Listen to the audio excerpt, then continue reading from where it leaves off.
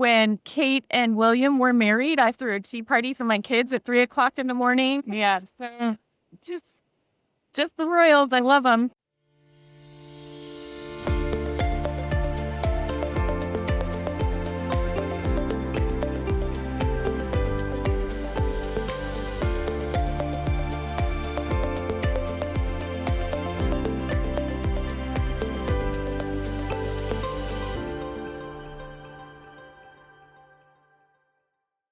For people who don't know you, can you tell me a little bit about you and what you do at School Leaders? Yeah, so I do everything. I help run all of the stuff on the backside or behind the scenes that nobody really knows about.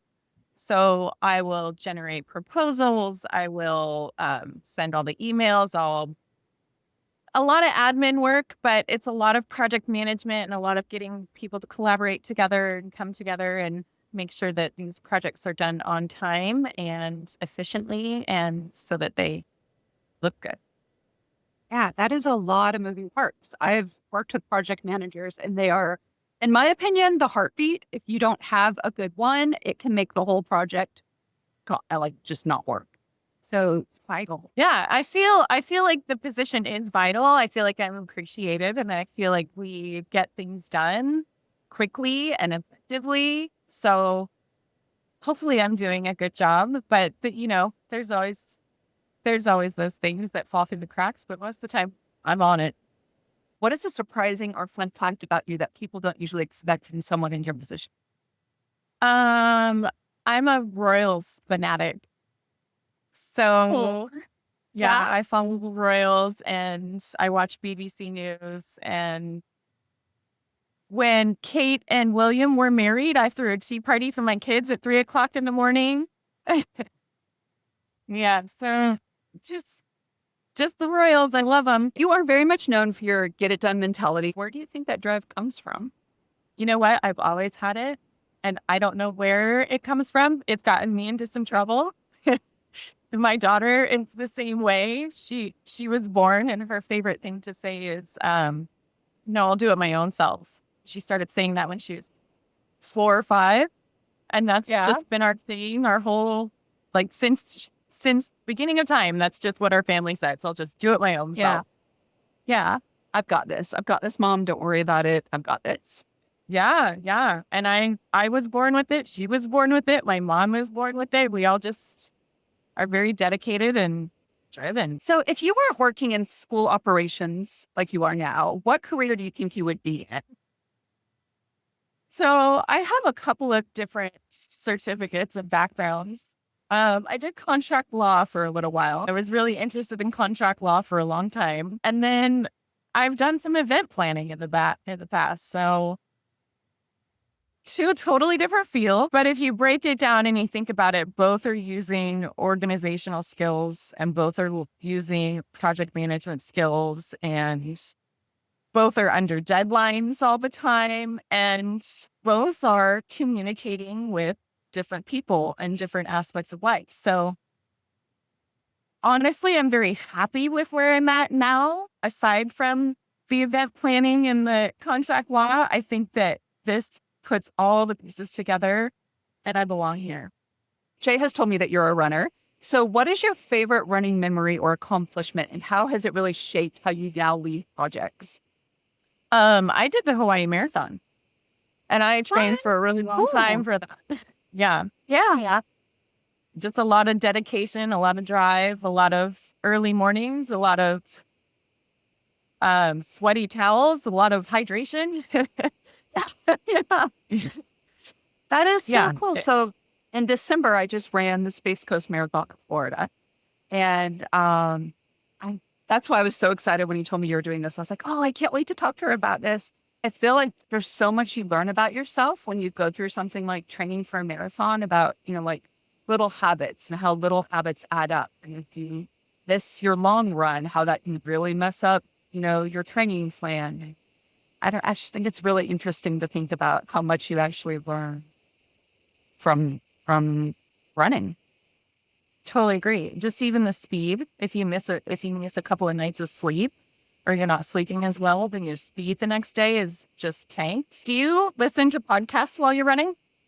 Yes. And audiobooks. Same.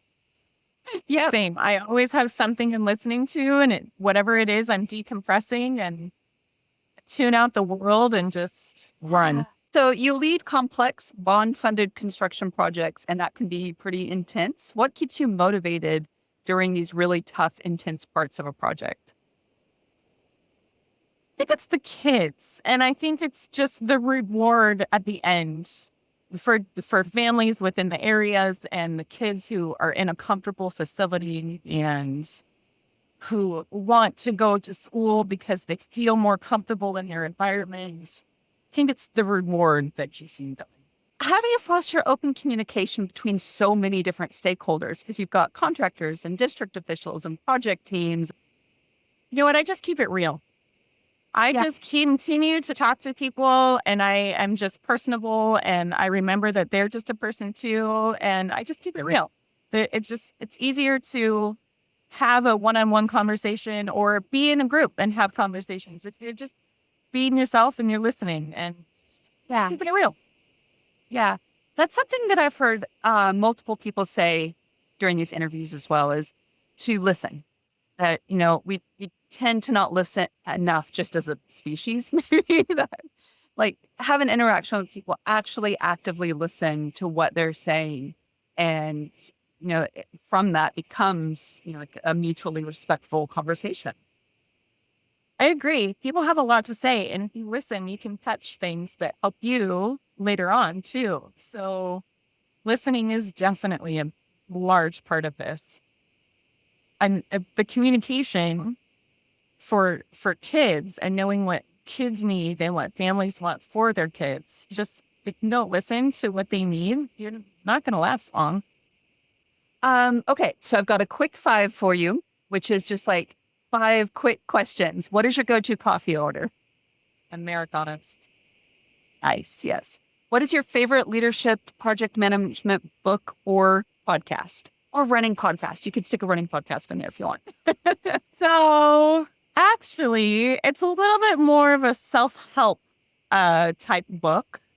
And I find that when I'm listening to self-help type books while I'm running, then I tend to go faster or longer or however that works. But it's called If You Loved Yourself, What Would You Do Now? What is your best school lunch item? Just to have these build your own subs. And so Okay. that was every Wednesday. That was Ah. my favorite. What was your first concert? Bon Jovi. I was like 7. Yeah, I think I was like 7 years old, and then I saw him again when I was 27. Cool. Okay. So what sport other than running best matches your work style? Soccer. Soccer. Okay. Yeah. So what about Get in. soccer? That's not for you. You get in, you run the ball, you score a goal, and you're done. And you move on to the next one. And you move on to the next one. And you have to work as a team. Yeah. Yeah, you do. Yep. You definitely have to work as a team. You definitely do. You have to get things set up and you have to organize but you can just get in there and you can just go. And that's maybe the get it done attitude. What a pleasure talking with Nova Reiser from School Leaders. I love these behind-the-scenes conversations because they show us the real people doing this vital work, their journeys, their insights, and what motivates them every day. If you enjoyed this conversation, there are more great interviews like this one waiting for you in our series.